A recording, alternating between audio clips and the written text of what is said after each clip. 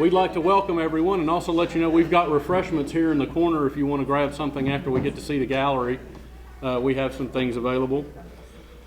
Hi, I'm Dr. Warren Doctor. I'm the President and CEO of the East Tennessee Historical Society. And I would like to thank everyone for joining us here today at the East Tennessee History Center to celebrate the long-awaited opening of our Family and Children's Gallery, which we call History Headquarters, or HHQ. The opening of this gallery has been long awaited and delayed because of COVID for more than 18 months. But I assure you all it is well worth the wait.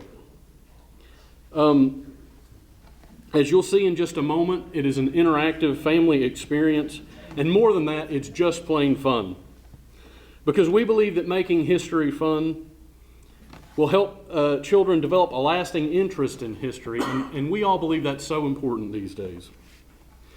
So we want to start by thanking the state of Tennessee for supporting the creation of History Headquarters, and thank Robin Thomas and Michelle Hummel and the board of the Downtown Knoxville Alliance for their sponsorship for this opening, which has also made possible the individual activity kits, which we'll be able to give free to the first 300 children who will be coming in the coming months to unlock the past, as you can see on the kits.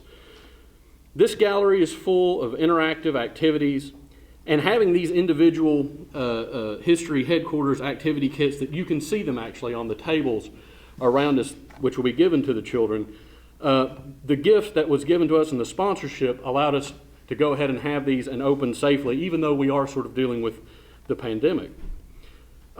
Initially, I should say, History Headquarters will only be open on the weekends to the general public because through the week it'll be given over to school groups.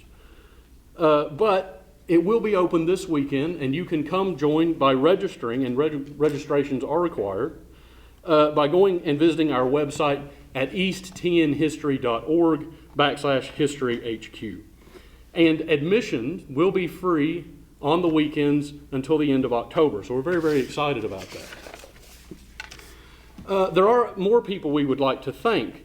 We would like to thank the Alliance for getting our local downtown businesses involved and getting discount coupons for families for the people that will be visiting History Headquarters in the opening months. And we would also like to thank Visit Knoxville, who has been working with us to promote this new attraction for our museum. There are also sort of key partners we would like to acknowledge and thank, some of whom are here today. For instance, Hayslip Studios, the architects and designers that helped put it together, Reb and Mary Hayslip, Thaler Beasley and Sam Griffin, and we want to thank them for bringing their sort of energy and creativity and imagination into this space. And they're a long-term partner, so we'll look forward to them bringing their creativity into other exhibition projects. We would also like to thank Exhibition Fabricators, 1220, Valerie King's here from them.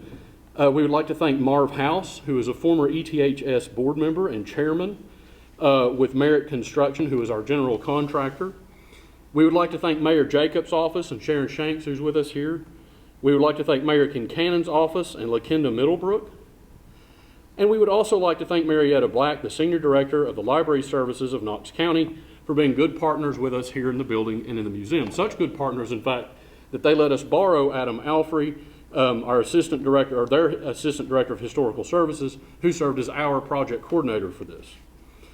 Finally, we also want to acknowledge and congratulate the ETHS project team who worked with the design team to realize this amazing gallery, this amazing space. So first off, I'd like to thank Cheryl Henderson, who's a retired executive director, my predecessor and mentor. I would also like to thank Michelle McDonald, a retired curator of collections, Hannah Rexrode, former education coordinator, Lisa Oakley, our coordinator of education currently, and Layla Smallwood, education programs manager, as well as Gail Molman, who is the quilt maker and designer. So I'd like to ask for a big round of applause for these people for helping bring this together. I'll now ask Joe Thompson, our board chairman, to come say a few words. It's a great pleasure for me to be here today to help open this absolutely outstanding facility, this great addition to our museum. We're also pleased to have with us Governor Bill Haslam and First Lady Chrissy Haslam.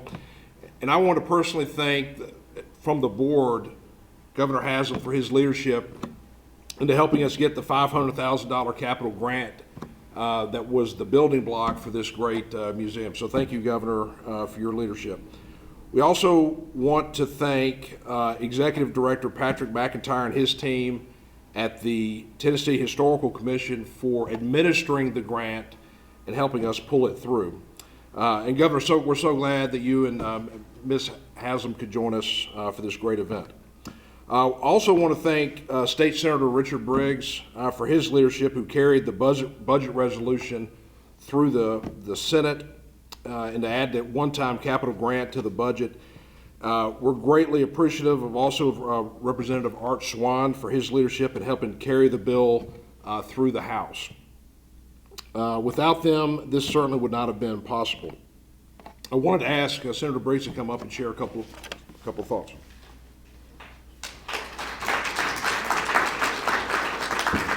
Yeah, thank you very much, Joe, and I want to also greet Governor Haslam. Some people may not know, and I think this is correct, that he was a history major in college, and I know about his passion for history and the importance that he places on history for our teachers and our students to know really where we came from and why we're here in East Tennessee.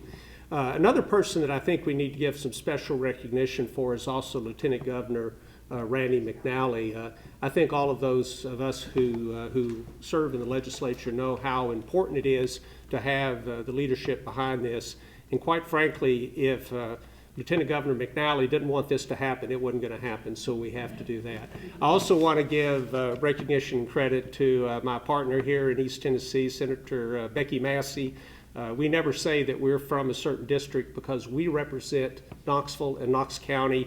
And it doesn't matter if you live in our district or not. We're here to represent you. We have a couple of other elected folks. We have Commissioner Courtney Durrett that's here from the Knox County Commission. We have also my good friend Carson Daly from the Knox County Commission. We have Nick McBride, who's our Register of the Deeds. There he is back there in the back, Nick. Did I miss anybody?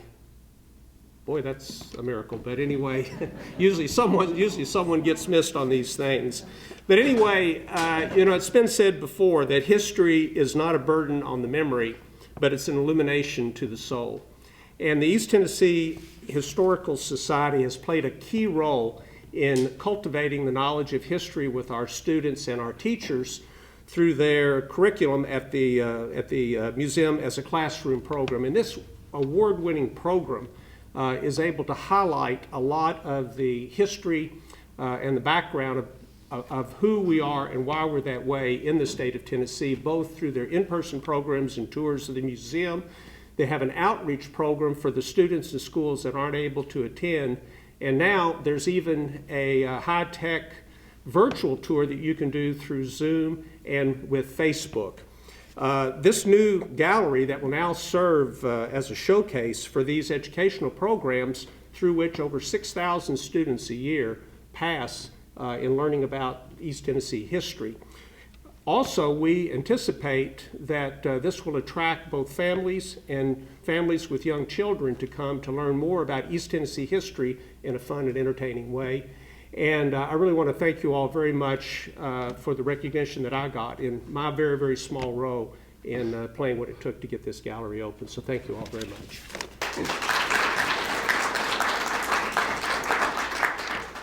As Warren had said, it's really important that we recognize our stakeholders, whether it's Visit Knoxville, but also the Knoxville Chamber. And I'd like to ask Mark Fields to come up and say a couple of words.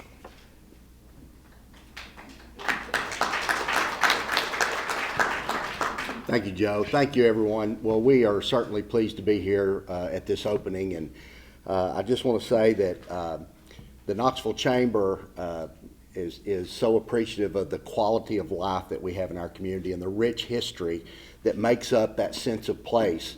So it's often said that people come here for jobs, but they stay because of the quality of life.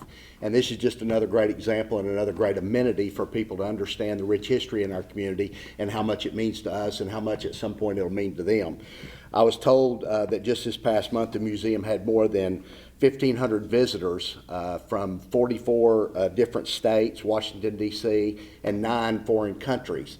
As you guys know, that it's very important for us, for jobs in our community, to attract and retain great talent. And again, people may come for the jobs, but they stay because of that sense of place. And so this is just another great amenity in our community to help people understand how important our rich history and sense of place is in this community. So Joe, congratulations, y'all. Thank you very much. I would echo what Mark said.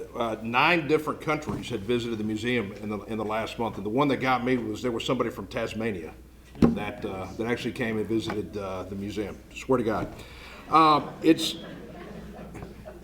my great pleasure to really call everybody together, and we can go to the gallery and have the official ribbon cutting. So just follow us. Everybody good? All right, ladies and gentlemen, we're going to count them down. We're going to say 3, 2, 1, cut. And I'll cut, you cut, sir. Ready? 3, 2, 1, cut!